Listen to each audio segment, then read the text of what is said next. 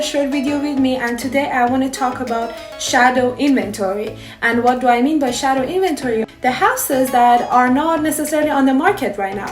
So how do you get access to those shadow inventories? A lot of us, when we are trying to move into a new house, we know or we actually have some ideas of what neighborhood we would like to move.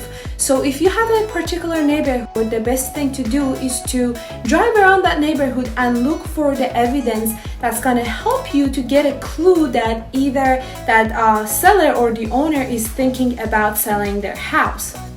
And what are those clues or evidence is the person who is doing their garden, or they're planting some flower, or they are doing some major renovations, or somebody who's painting their door. So once you find those clues, what you can do next is go and talk to the owner and tell them, hey, I'm interested in buying your house. Are you interested in selling it? Or if not, and you don't feel comfortable doing that, you can always write a letter and send that to them and be like, hey, I'm really interested in buying your house. Are you interested in selling it?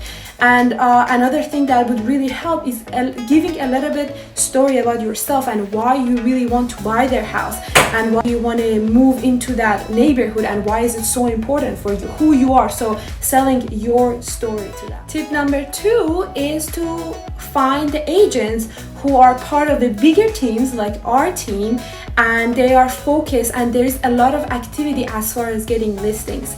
A lot of times we get listings that they're not going on the market in the next few months or 6 months or a year. And there's various reasons for that. Sometimes they're trying to get the paperwork get together, or they're trying to do a renovation that they're getting those done. So there's various reasons.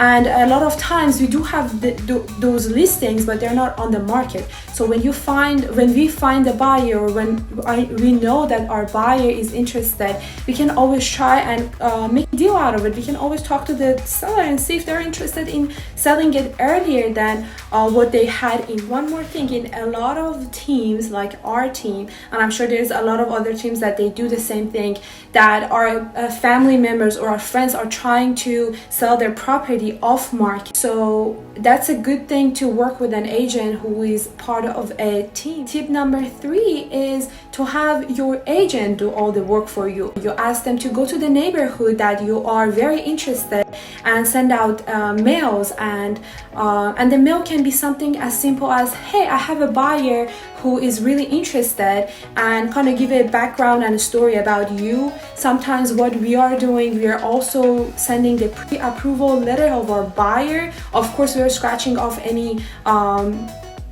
important information, but we're also sending the pre-approval. We're sending a letter with the story of our buyer and sending it to the neighborhood that they're trying to buy the house, and be like, hey, this is my buyer, this is their story, they already have a pre-approval and they're ready to go. Are you interested in selling your property? And yes, this method does really work.